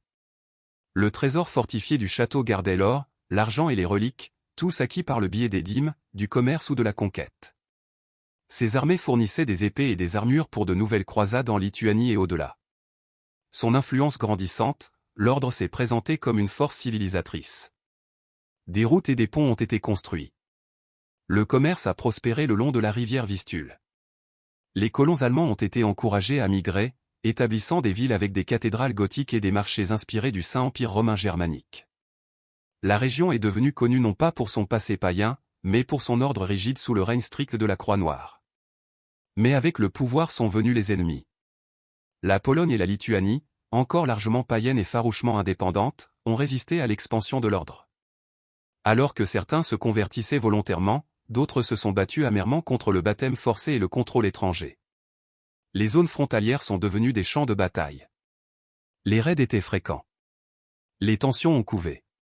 Pourtant, depuis la sécurité des murs épais de Malbork, les chevaliers teutoniques semblaient invincibles. À son apogée, l'ordre teutonique contrôlait de vastes étendues de terre s'étendant de la mer Baltique jusqu'au cœur de l'Europe de l'Est et, en son centre, se dressait Malbork. Non plus simplement un château, mais la capitale d'un État religieux, un monument à la foi, au pouvoir et à l'ambition impériale. Mais l'ambition est rarement incontestée. À l'aube du XVe siècle, l'ascension apparemment imparable de l'ordre teutonique avait commencé à provoquer un dangereux ressentiment. De ses tours de briques et de ses portes de fer, le château de Malbork présidait un domaine forgé dans la conquête et imposé par la foi, mais les chevaliers s'étaient fait de puissants ennemis, notamment les royaumes nouvellement unis de Pologne et de Lituanie. En 1386, un séisme s'est produit. Le grand-duc de Lituanie Jogaila s'est converti au christianisme et a épousé la reine polonaise, devenant le roi Władysław II Jagiellon de Pologne. Avec cette union, la Lituanie, le dernier bastion païen d'Europe, a embrassé le christianisme, supprimant la justification essentielle de la croisade de l'ordre. Le terrain idéologique sous les pieds des chevaliers teutoniques a commencé à s'éroder. Mais ce n'était pas seulement une question de religion, c'était une question de terre, d'influence et de vengeance. La Lituanie avait longtemps résisté aux invasions de l'ordre. La Pologne avait des différends territoriaux. Maintenant unis par le mariage, la foi et la politique, les deux royaumes avaient la force d'affronter directement les chevaliers. Les tensions se sont transformées en raids frontaliers. Les raids ont dégénéré en guerre. La confrontation était inévitable. En 1410, elle a eu lieu. La bataille de Grunwald, également connue sous le nom de bataille de Tannenberg, a vu l'armée polono-lituanienne combinée affronter les chevaliers teutoniques dans l'une des batailles les plus importantes et les plus sanglantes de l'Europe médiévale. Les chevaliers, lourdement blindés et confiants, ont été déjoués. Leur armée a été écrasée. Leur grand maître, Ulrich von Gingingen, a été tué sur le champ de bataille. La défaite a envoyé des ondes de choc à travers les territoires de l'ordre, mais l'alliance polono-lituanienne ne s'est pas arrêtée à la victoire. Ils ont marché directement vers Malbork dans l'espoir de porter le coup final. Alors que l'armée ennemie approchait, Malbork s'est préparé. Ses murs étaient hauts. Ses approvisionnements vastes. Et ses défenseurs déterminés. Le nouveau grand maître, Heinrich von Ploen, un brillant stratège, a pris le commandement. Des machines de siège ont été construites. Les défenses ont été renforcées. Les archers ont pris leur position. Pendant 2 mois, les armées alliées ont tenté de percer les défenses de Malbork, mais le château a tenu bon. Des flèches ont plu depuis les remparts. De l'huile bouillante a été déversée depuis les meurtrières. La maladie et les pénuries d'approvisionnement ont affligé les attaquants. Finalement, les assiégeants se sont retirés. Bien qu'échymosé, l'ordre a survécu pour l'instant. Mais Grunwald a marqué le tournant. L'aura d'invincibilité avait disparu et, bien que les murs de Malbork aient résisté au siège, l'empire qu'il gardait avait commencé à se fissurer. Bien que le château de Malbork ait survécu au siège de 1410, l'ordre teutonique n'a jamais été le même. Leur défaite décisive à la bataille de Grunwald avait brisé l'illusion de domination. Le flot autrefois ascendant de leur empire théocratique a commencé à refluer. Leurs territoires sont restés vastes. Leur forteresse impénétrable. Mais leur emprise sur le pouvoir s'est relâchée lentement, puis tout d'un coup. L'ordre a lutté sous le poids de la dette, des réparations de guerre et des troubles intérieurs. Pour financer leur défense et reconstruire leurs armées, ils ont imposé de lourdes taxes à leurs sujets, en particulier à la classe croissante des marchands et des citadins de langue allemande. Mais la loyauté avait ses limites. Le mécontentement a couvé à travers la Prusse, alimenté par les difficultés économiques et le comportement de plus en plus autocratique des chevaliers. En 1454, la situation a éclaté. Une puissante confédération de nobles et de villes prussiennes, exaspérée par la domination de l'ordre, a fait appel au roi Casimir IV de Pologne pour incorporer leurs terres à la couronne polonaise. Le roi a accepté, déclenchant la guerre de 13 ans, un conflit brutal et éreintant qui allait décider du sort de Malbork et de l'État teutonique. Au début, l'ordre a tenu bon. Malbork est resté leur joyau, leur forteresse. Mais la tendance s'était inversée contre eux. L'armée polonaise, soutenue par la Ligue prussienne rebelle, s'est enfoncée profondément dans le territoire teutonique. Incapables de payer leurs mercenaires, les chevaliers ont commis une erreur fatale. En 1457, confrontés à la faillite, les troupes embauchées par l'ordre teutonique à Malbork, en grande partie des mercenaires bohémiens, ont vendu le château au roi polonais. Non pas avec des épées ou des tours de siège, mais avec de l'argent. La Pologne a franchi les portes de Malbork non pas en tant que conquérant, mais en tant qu'acheteur. La plus grande forteresse de la chrétienté a changé de main sans bataille. Les chevaliers teutoniques se sont retirés à Königsberg. Leur état, bien que pas entièrement détruit, était fracturé et humilié. Malbork, autrefois le centre névralgique d'un ordre militant, était désormais une résidence royale de la monarchie polonaise. À partir de ce moment, il servirait les rois, pas les croisés. La chute de Malbork a marqué l'effondrement des rêves impériaux de l'ordre. Leur forteresse avait résisté aux catapultes, aux sièges et aux combats à l'épée, mais en fin de compte, elle a succombé à l'économie et à la trahison. L'ère des moines guerriers était terminée et les murs de briques qui résonnaient autrefois de prières et de plans de bataille murmuraient maintenant de déclin. Avec la chute des chevaliers teutoniques en 1457, le château de Malbork est entré dans une nouvelle ère. N'étant plus le domaine des moines croisés, mais désormais un joyau de la couronne de la monarchie polonaise. Le roi Casimir IV Jagiellon, qui a acquis la forteresse par paiement plutôt que par conquête, a reconnu Malbork non seulement comme un atout militaire, mais aussi comme un symbole puissant de l'ascendant polonais sur le déclin teutonique. Malbork est devenu l'une des résidences royales des rois polonais, particulièrement appréciée pour sa taille, son emplacement stratégique et sa grandeur. Bien qu'il ait été construit pour la défense et la discipline monastique, son architecture s'est étonnamment bien prêtée à la vie de cour. Les salles autrefois austères des chevaliers ont été adoucies avec des tapisseries et des bannières. De grandes réceptions et des rassemblements diplomatiques ont remplacé les réunions capitulaires et les conseils de guerre. Le château a été intégré aux territoires prussiens royaux, qui étaient semi-autonomes mais fidèles à la couronne polonaise. Cela a placé Malbork au cœur d'une région multiculturelle et économiquement dynamique. Les fonctions administratives du château ont été modifiées en conséquence. Ses armées ont cédé la place à des trésoreries et ses tours de guet ont surveillé les routes commerciales plutôt que les sentiers de guerre. Sous le règne polonais, Malbork a subi des rénovations sélectives. De nouvelles ailes ont été ajoutées et les éléments défensifs ont été mis à jour pour refléter l'évolution de la guerre, en particulier la menace croissante de la poudre à canon. Des plateformes de canons et des bastions ont été intégrés aux anciennes structures gothiques, alliant le design médiéval au pragmatisme de la Renaissance. Pourtant, malgré tout son prestige, le rôle de Malbork en tant que résidence royale était saisonnier et cérémoniel. Les rois polonais ont maintenu leur cour principale à Cracovie ou à Varsovie, visitant occasionnellement Malbork pour superviser les affaires en Prusse ou pour accueillir des dignitaires en visite. Le château est devenu un symbole d'unité et de triomphe, un rappel de la victoire de la Pologne sur l'ordre et de son influence croissante dans la région baltique. Malgré son importance militaire réduite, Malbork est restée une forteresse clé dans la défense du nord de la Pologne. Elle était garnisonnée, entretenue et respectée, mais elle n'était plus crainte. La forteresse avait échangé sa discipline monastique contre une cérémonie courtoise, son objectif guerrier contre le prestige politique. Pourtant, sous les bannières et les vêtements fins, les murs épais et les douves profondes sont restés silencieux, durables et en attente. Bien que les rois soient venus, les jours de paix du château n'allaient pas durer éternellement. Au début du XVIIe siècle, le château de Malbork s'est de nouveau retrouvé pris dans les vents contraires de la guerre, cette fois non pas comme un symbole de puissance croissante, mais comme un prix convoité sur l'échiquier géopolitique de l'Europe du Nord. Les guerres suédo-polonaises, qui faisaient partie d'une lutte plus large pour la domination autour de la mer Baltique, allaient mettre la forteresse à l'épreuve. Une nouvelle Suède, sous les ambitieux rois Gustave Adolphe et plus tard Charles Gustave, cherchait à contrôler la côte baltique, le soi-disant Dominium Mari Baltici. La Pologne, avec son Commonwealth tentaculaire mais décentralisé, se dressait sur son chemin. Les guerres entre les deux puissances ont été longues et amères, motivées par des divisions religieuses, des rivalités dynastiques et la course à la suprématie régionale.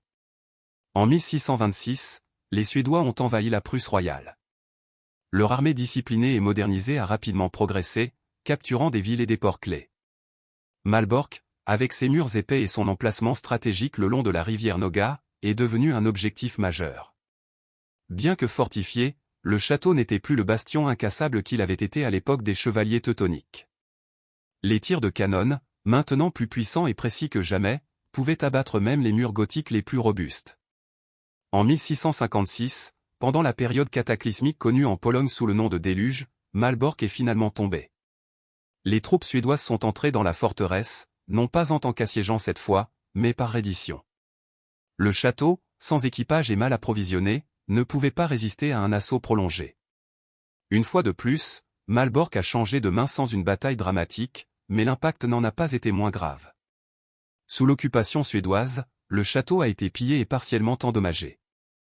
Des artefacts, des trésors et des archives inestimables ont été emportés à Stockholm.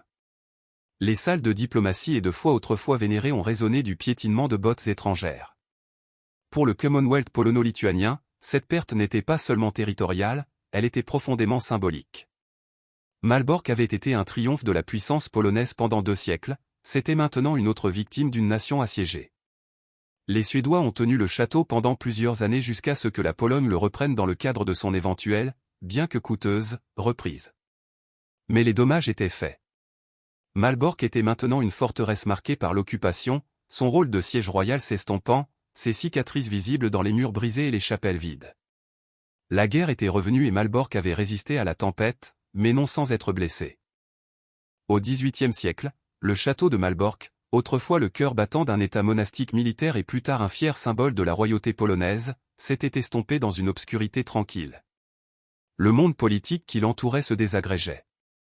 Le Commonwealth polono-lituanien, affaibli par les conflits internes et les ingérences étrangères, a connu son dernier partage en 1795, disparaissant complètement de la carte.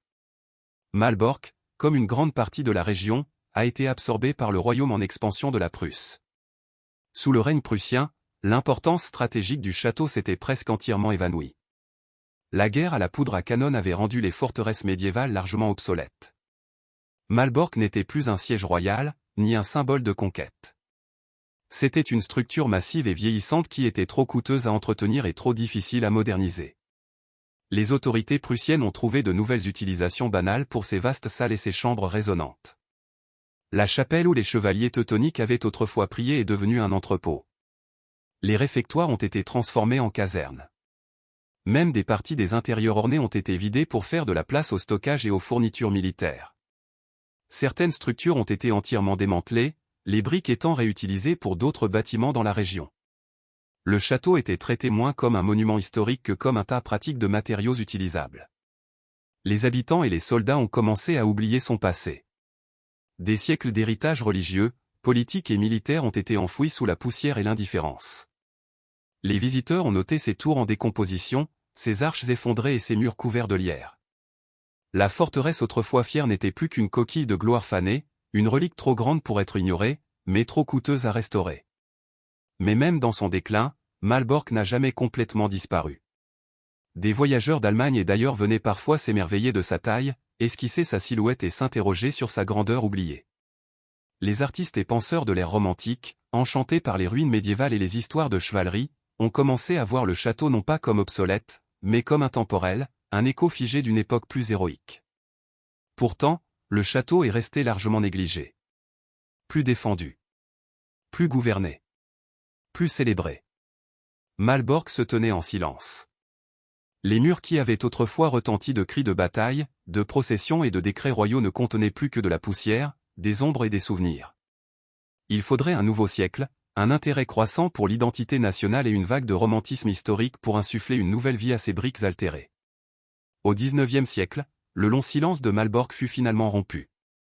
Alors que le nationalisme balayait l'Europe, une nouvelle vénération pour le passé médiéval s'est également développée. Les ruines sont devenues des reliques. Les forteresses oubliées sont devenues des pierres de touche de la fierté culturelle. Pour les Allemands, qui cherchaient maintenant une identité unifiée, Malbork, ou Marienbourg comme ils l'appelaient, est apparu comme un symbole de la force teutonique et de la chevalerie romancée. La restauration a commencé sérieusement dans les années 1800, dirigée par des architectes et des historiens prussiens qui voyaient dans les briques en décomposition non pas seulement une structure, mais une histoire. Des études détaillées ont été menées. Les motifs gothiques ont été soigneusement réimaginés. Des sections ont été reconstruites avec une attention méticuleuse aux styles médiévaux, bien que souvent avec une touche de licence artistique du XIXe siècle. Le processus n'était pas toujours historiquement exact. Certains éléments ont été idéalisés plutôt qu'authentiques, mais l'esprit de renouveau était fort. Malbork est devenu un monument national de l'Empire allemand. Des peintures, des opéras et des manuels scolaires le dépeignaient comme un berceau de la gloire teutonique. Les empereurs allemands ont visité et des cérémonies ont été organisées dans ces grandes salles. Ce n'était plus seulement un château, c'était le patrimoine, le mythe et l'architecture fusionnés en une seule icône puissante. Mais les marées de l'histoire allaient encore changer. Après la Première Guerre mondiale, la région a été contestée. Après la Seconde Guerre mondiale, elle a été transformée. En 1945, alors que les forces soviétiques avançaient en Prusse orientale, Malbork a subi de lourds bombardements. Les incendies ont ravagé les intérieurs. Les murs se sont de nouveau effondrés. Une fois de plus, le château était en guerre et une fois de plus, il a été laissé en ruine. Après la guerre, Malbork est devenu une partie d'une Pologne renaissante et son identité a de nouveau changé. N'étant plus un symbole de fierté allemande, elle est devenue une pièce récupérée de l'histoire polonaise, non pas pour la conquête, mais pour la préservation. Le gouvernement polonais d'après-guerre a entrepris une autre restauration massive, cette fois visant la fidélité historique et l'inclusivité culturelle. Brique par brique, il a été reconstruit, non pas comme une forteresse de guerre, mais comme un monument à la résilience. Aujourd'hui, le château de Malbork est la plus grande forteresse de briques au monde, un site du patrimoine mondial de l'UNESCO et un témoignage de près de 8 siècles d'histoire européenne. Les touristes errent dans ses cours. Les historiens étudient ses couches. Ces murs, autrefois tachés par le siège et la politique, résonnent maintenant des voix d'écoliers et de l'admiration silencieuse des visiteurs. Malbork ne défend plus, il se souvient. Au début des années 1800, les États-Unis étaient une jeune nation aux ambitions agitées. Ces villes de l'Est se développaient, mais pour de nombreux Américains, la vraie promesse se trouvait au-delà des Appalaches, dans la vaste étendue sauvage de l'Ouest. Ce désir d'expansion était plus qu'une impulsion personnelle, il était enveloppé dans une philosophie nationale connue sous le nom de destinée manifeste, la croyance que les Américains étaient destinés par la Providence ou un but à s'installer de l'Atlantique au Pacifique, peu importe ce qui ou qui se dressait sur leur chemin. Ce qui a commencé comme un filet de courageux pionniers s'est rapidement transformé en un mouvement de masse. En chariot, à cheval et à pied, des milliers de familles se sont aventurées dans la frontière, attirées par l'espoir de terres bon marché, de nouvelles opportunités et la chance d'échapper à la dette, à la pauvreté ou aux villes surpeuplées. Des concessions de terre, des lois sur l'exploitation familiale et des éditoriaux de journaux élogieux promettaient un sol fertile, la liberté et la propriété, tous en attente que les audacieux les prennent. Mais le voyage vers l'Ouest n'était pas pour les timorés. Les pionniers ont fait face à des semaines, voire des mois, de voyages épuisants. Des sentiers comme le sentier de l'Oregon, le sentier de Santa Fe et le sentier de la Californie sont devenus des bouées de sauvetage à travers les montagnes, les rivières et les plaines. Les fournitures étaient emballées étroitement dans des chariots qui servaient à la fois de transport et de maison temporaire. Les dangers se cachaient partout. Les traversées de rivières, les attaques d'animaux, les essieux brisés et les maladies pouvaient frapper sans prévenir. Et pourtant, l'attrait de l'Ouest est resté irrésistible. Pour beaucoup, l'idée de se tailler un morceau de la frontière était plus qu'une simple accaparation de terre, c'était une chance de se réinventer. Un pauvre métayer pouvait devenir propriétaire terrien. Un immigrant sans héritage pouvait recommencer à zéro. À la frontière, il n'y avait pas de voisins à impressionner, pas d'aristocratie à naviguer, seulement une terre brute et la volonté de la dompter. La frontière était aussi un lieu de contradiction. Elle promettait la liberté, mais elle se faisait au prix du déplacement des peuples indigènes dont les terres étaient redéfinies comme des terres sauvages. Elle offrait des opportunités, mais seulement à ceux qui étaient assez forts ou chanceux pour survivre. Pourtant, le mythe de la frontière, d'individus robustes bravant l'inconnu, est devenu tissé dans l'identité américaine. Et pour ces premiers pionniers, la vie à la frontière n'était pas seulement un rêve, c'était un pari pris, un mile, une rivière et une roue en bois à la fois. Une fois le voyage vers l'Ouest terminé, s'il était terminé du tout, le vrai travail commençait. La frontière américaine n'accueillait pas les colons avec des maisons prêtes à l'emploi ou des champs plantés. Elle n'offrait que des arbres, du sol, du temps et du temps aux pionniers. Établir une ferme signifiait transformer la nature sauvage en un espace qui pouvait soutenir la vie, en commençant par le besoin le plus élémentaire, un abri. Une cabane en rondin était la structure de choix, non pas pour le confort, mais pour des raisons pratiques. Les arbres étaient abondants et les outils étaient rares. Une famille pouvait arriver sur la parcelle choisie avec un commerçant ambulant ou un visiteur d'une colonie voisine pouvait apporter des histoires venant de centaines de kilomètres. Des changements politiques, des rumeurs de guerre, des observations de tribus autochtones ou des nouvelles d'un hiver rigoureux à venir. De telles informations passaient de cabane en cabane comme une traînée de poudre. Lorsqu'une famille recevait une lettre, elle était souvent lue à voix haute plusieurs fois à des amis et des voisins, devenant ainsi une fenêtre partagée sur le monde extérieur. La religion jouait un rôle unificateur. Des prédicateurs itinérants, souvent appelés pasteurs itinérants, parcouraient de longs trajets pour prononcer des sermons dans des cabanes, des granges ou des champs. Les familles marchaient pendant des heures juste pour assister à un service dominical, le transformant en un événement d'une journée entière de prière, de chant et de communion fraternelle. La foi apportait du réconfort et une structure morale dans un monde où la loi prenait encore racine. L'éducation était rare, mais valorisée. Lorsque suffisamment d'enfants vivaient à proximité, les familles pouvaient s'associer pour construire une école à classe unique. Une jeune femme ou un enfant plus âgé pouvait enseigner en utilisant une Bible, une ardoise et les quelques livres disponibles. Des événements communautaires comme des concours d'orthographe et des rassemblements de vacances offraient une joie rare et un sentiment de normalité au milieu des difficultés. La vie à la frontière n'était pas seulement une lutte contre la nature, c'était aussi une collision de peuples, de cultures et de revendications sur la terre. Alors que les colons se déplaçaient vers l'ouest, ils entraient sur des territoires habités depuis longtemps par des tribus amérindiennes. Pour les pionniers, la terre était une promesse, pour les peuples indigènes, c'était la maison. Il en résulta un équilibre tendu, souvent violent, entre conflit et coexistence. Certaines rencontres étaient pacifiques. Le commerce était courant le long des principaux sentiers. Les colons échangeaient des outils en métal, des vêtements ou des armes à feu contre des fourrures, de la nourriture et des connaissances locales. Des guides autochtones aidaient parfois les familles à naviguer dans des terrains inconnus ou les avertissaient des tempêtes imminentes. Il y a eu des moments d'amitié véritables, des repas partagés, des cadeaux et une compréhension silencieuse par-delà les différences culturelles. Mais ces moments étaient fragiles et la pression de l'expansion allait les mettre à rude épreuve. Alors que de plus en plus de fermes apparaissaient, les tensions augmentaient concernant les terres et les ressources. Les colons défrichaient les forêts, détournaient l'eau, chassaient le gibier, inconscients ou indifférents au fait que ces terres étaient profondément liées à la vie spirituelle, économique et ancestrale des nations autochtones. Des traités étaient signés puis rompus. Des promesses étaient faites puis ignorées. En conséquence, l'hostilité a augmenté. Des raids ont eu lieu des deux côtés. Certains colons craignaient des attaques la nuit. Les maisons étaient fortifiées, les fusils gardés à portée de main, les enfants appris à rester silencieux et cachés. Des histoires de violence, qu'elles soient exagérées ou vraies, se répandaient rapidement et alimentaient la peur. Dans le même temps, les communautés autochtones voyaient leurs terres se rétrécir, leurs terrains de chasse disparaître et leur mode de vie menacés par des lois inconnues et des clôtures permanentes. Des milices ont été formées. Des forts ont été construits. Des conflits entiers ont éclaté, allant de petites escarmouches à des guerres à grande échelle comme la guerre de Black Hawk ou les affrontements le long du sentier de l'Oregon. Certaines tribus autochtones ont choisi de se battre, d'autres ont tenté la diplomatie ou se sont déplacées plus à l'ouest, seulement pour faire face à plus de colons. Avec le temps, il n'y a pas eu de résolution simple. Pourtant, même au milieu des conflits, des cas de coopération ont perduré.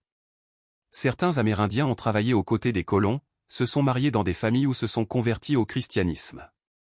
Certains colons ont adopté des méthodes agricoles indigènes, la phytothérapie ou des techniques de survie hivernale. La frontière était un lieu de ligne floue, pas toujours la guerre, pas toujours la paix. À la frontière américaine, la survie était souvent attribuée au courage, à la force et à la résilience, et personne n'incarnait ces traits plus silencieusement et complètement que les femmes de la nature sauvage.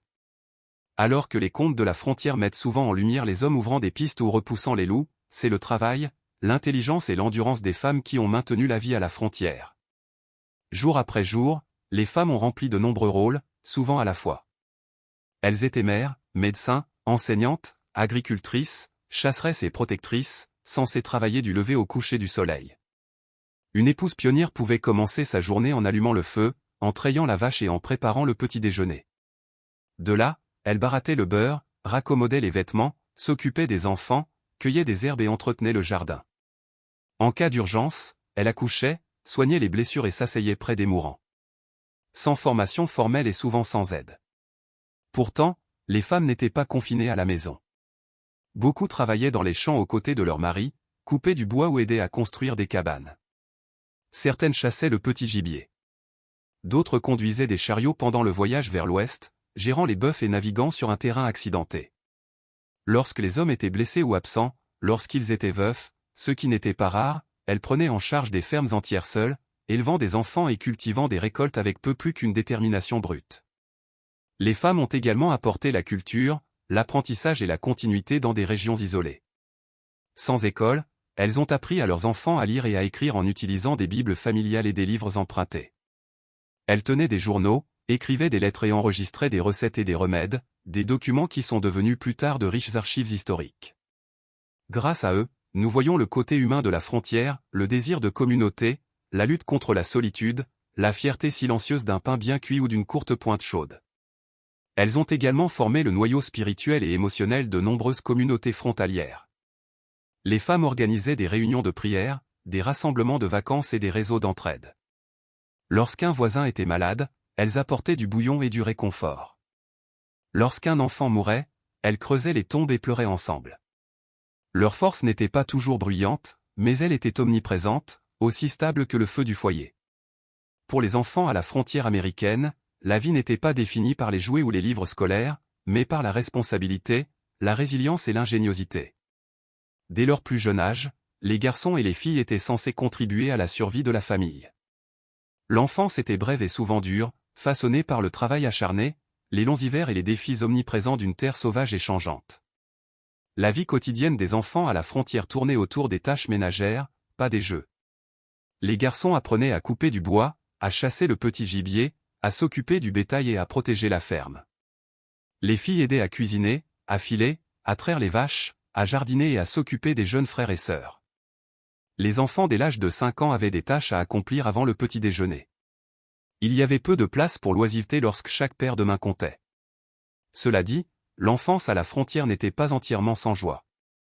Les enfants trouvaient le temps de jouer avec ce qu'ils avaient, une poupée de chiffon cousue à la main, un animal en bois sculpté ou un cerceau et un bâton. Ils inventaient des jeux en utilisant des pierres, des bâtons ou leur imagination, s'inspirant souvent d'histoires transmises autour du foyer. Les rassemblements sociaux comme les récoltes ou les bals de grange offraient de rares occasions de s'amuser et d'interagir avec d'autres enfants, parfois à des kilomètres. L'éducation était un privilège, pas une garantie. Dans de nombreuses régions, il n'y avait pas d'école du tout. Là où il y avait des écoles, c'étaient souvent des cabanes à classe unique avec un seul enseignant instruisant des enfants de tous âges. Les leçons étaient courtes et les trimestres scolaires étaient souvent programmés en fonction des saisons de plantation et de récolte. Les livres étaient rares, le papier encore plus. Les enfants apprenaient en récitant à voix haute, en écrivant sur des ardoises et en mémorisant des versets, souvent tirés de la Bible. Malgré les difficultés, la vie à la frontière inculquait des valeurs que les enfants conservaient à l'âge adulte, l'autonomie, la discipline, la frugalité et la ténacité.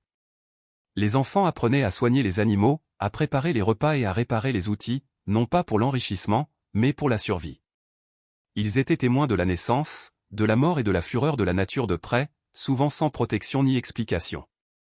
Ces expériences créaient une maturité bien au-delà de leur âge. L'hiver à la frontière américaine n'était pas une saison passagère, c'était un test de tout ce qu'une famille avait préparé. Lorsque la première neige est tombée, la frontière a changé. Les sentiers ont disparu. Les rivières ont gelé. Les arbres se sont dénudés. Et le vent a transpercé même la laine la plus épaisse. Pendant des semaines, voire des mois, l'isolement est devenu total et la survie dépendait entièrement de ce qui avait été fait avant l'arrivée du froid. Les cabanes ont été renforcées. Les fissures dans les murs ont été bouchées avec de la mousse, de l'argile ou du tissu. Le bois de chauffage a été empilé haut, des cordes, car une fois la neige tombée, sortir en chercher plus pouvait signifier des engelures ou pire. Le foyer est devenu le cœur de la maison. Son feu brûlait jour et nuit, réchauffant la cabane, cuisinant la nourriture et offrant un fragile sentiment de normalité au milieu du froid.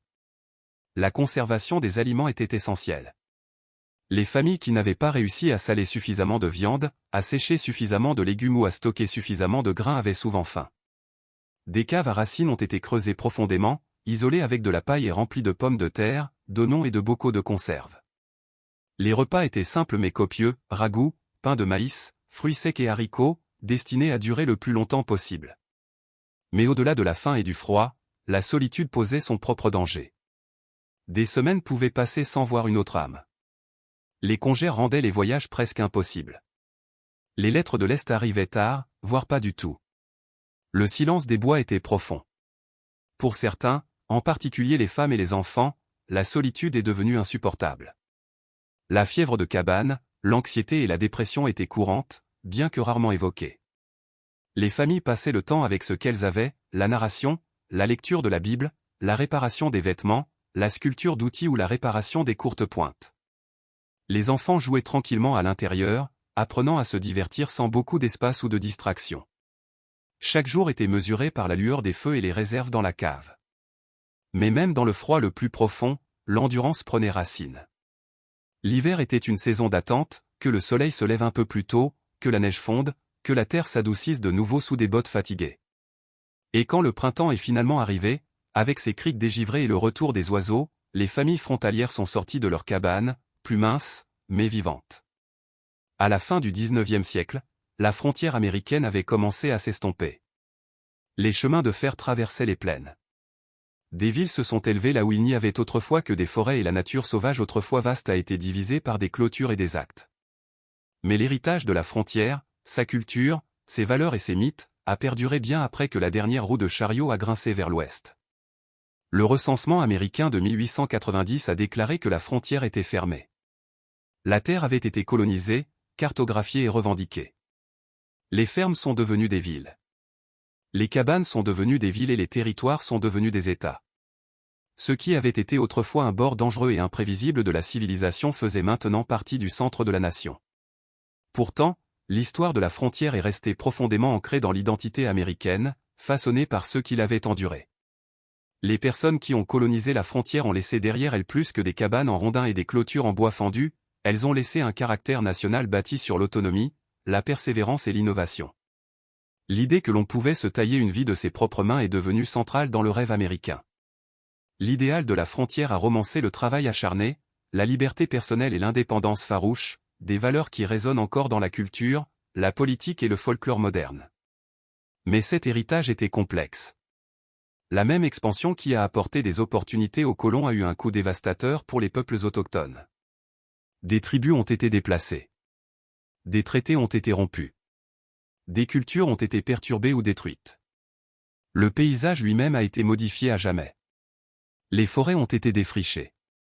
Les rivières ont été détournées. La faune a été chassée presque jusqu'à l'extinction. Le triomphe de la frontière a eu des conséquences irréversibles. Pourtant, les histoires ont perduré. Les journaux de la frontière, les histoires orales et les légendes familiales ont maintenu l'esprit de ces premières années vivant. Les pionniers sont devenus des icônes. Des hommes comme Daniel Boone et Davy Crockett, des femmes comme Laura Ingalls Wilder, représentant le courage et l'endurance. Leur vie a été transformée en livres, en chansons et plus tard en films. La réalité était souvent plus dure que la légende, mais le mythe portait un sens. Aujourd'hui, des vestiges de la frontière sont encore debout, des cabanes altérées par les intempéries, des ornières de chariots et des pierres tombales sculptées à la main. Des musées et des sites historiques préservent les artefacts. Mais l'héritage le plus vrai réside dans le sentiment de possibilité durable que la frontière a inspiré, la conviction qu'une personne, quelle que soit son origine, pouvait recommencer, endurer les difficultés et laisser quelque chose derrière elle.